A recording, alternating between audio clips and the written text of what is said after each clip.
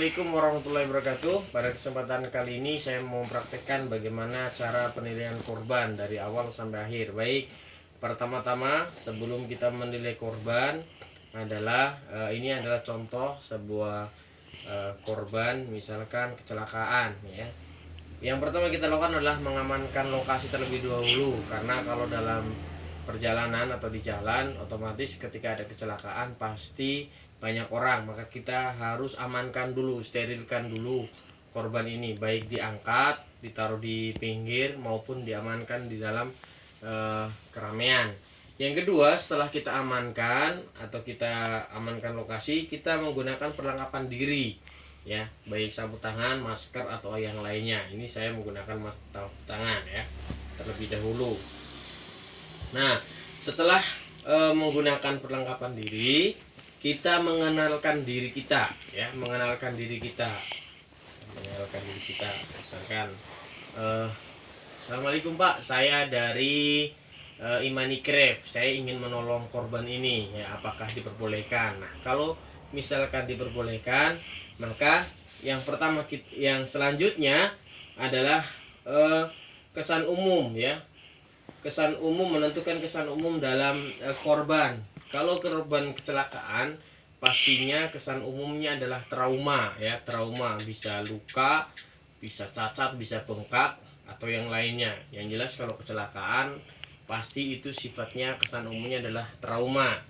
Baik, setelah kita tahu kesan umumnya, kita cek kesadarannya. Nah, cek kesadaran ini yaitu yang sering disingkat dengan AFPU ya. AFPU yaitu awas, suara, nyeri dan tidak respon. Kita cek dengan suara kita panggil, Pak, sambil ditepuk keras-keras ya pundaknya. Kalau dia merespon, ada suara, berarti dia kondisinya sadar. Kalau dia tidak sadar, ditepuk-tepuk tidak ada respon, maka dia dalam kondisi tidak sadar. Nah, ketika dia dalam kondisi sadar atau respon suara kecil, maka langkah yang selanjutnya adalah periksa jalan napas ya, dengan cara yang pertama adalah kita lihat di dalam mulutnya ya, kita buka mulutnya, apakah di dalam mulutnya itu ada tersumbat atau ada gangguan ya. Kalau tidak ada lancar, maka kita lihat kembang kepis di dalam dadanya ya, dalam paru-parunya ini kan persis di dada ya. Kita lihat, kalau kita normal, kalau bagus ya, berarti tidak ada masalah ya, berarti jalan napasnya bagus kalau kondisinya tidak terlalu parah ya. Kemudian setelah itu kita periksa peredaran darah. Yang pertama, peredaran darah di nadi ya, yang sering dipakai di nadi sini ya. Dari sini kita lihat ya, oh bagus ya, masih normal ya. Kemudian bisa juga di pergelangan tangan sebelah sini ya, urutan ibu jari ini.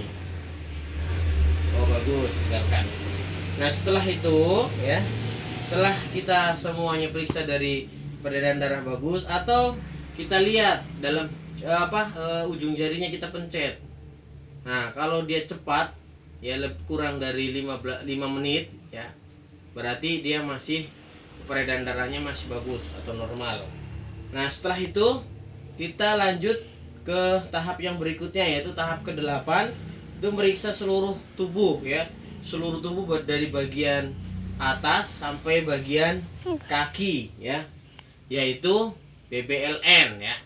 Apakah ada pembengkakan ya, apakah ada bentuk benturan ya, bengkak ya, atau luka atau nyeri ya.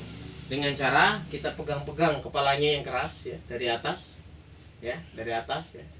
Kalau dia merasa sakit, gimana Pak, sakit kan enggak ya, gimana sakit apa enggak Pak. Kemudian samping sini ya, gimana Pak, sakit apa enggak ini ya, ini sakit apa enggak Pak ya. Kemudian sini juga, sakit enggak ini ya, sakit enggak ini ya. Kemudian sebelah sini ya, sini. Kemudian kaki ya, kaki ya, pencet-pencet ya, dipencet apakah ada pembengkakan ya, apakah ada bengkak ya, luka atau nyeri ya. Semuanya diperiksa satu-satu ya, satu dari bawah sampai ke atas. Nah, setelah itu kemudian kita periksa tanda vital.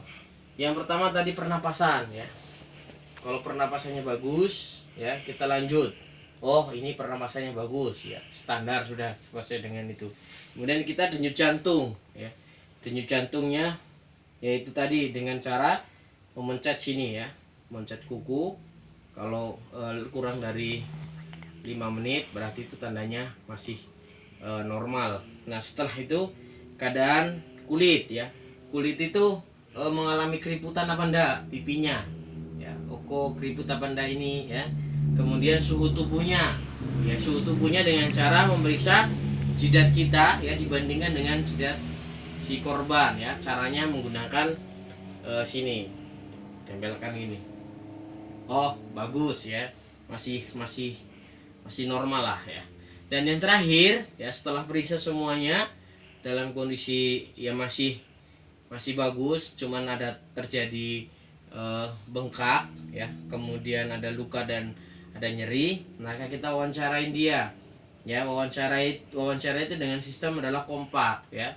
Ditanya keluhannya apa Pak ya, kemudian sudah pernah minum obat apa ya, makan apa yang terakhir ya, kemudian alergi apa, terus kejadiannya apa. Nah, karena ini kecelakaan, maka kita tanya kejadiannya itu bagaimana, prosesnya bagaimana, Bapak itu dari arah mana, tadi bagaimana. Nah, seperti itu kalau dalam kondisi pasiennya masih dalam kondisi yang masih normal. Nah, ketika ada pendarahan ya, ketika ada pendarahan di dalam tubuh ini, maka sistemnya adalah ditekan dan dibalut ya. Kita tekan keras-keras, kemudian dibalut ya, kemudian kita balut.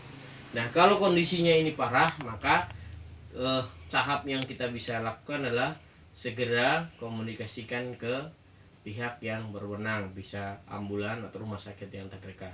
Demikian praktek pada malam kesempatan ini. Kurang lebihnya saya maaf. Wabillahi taufiq wal hidayah. Assalamualaikum warahmatullahi wabarakatuh.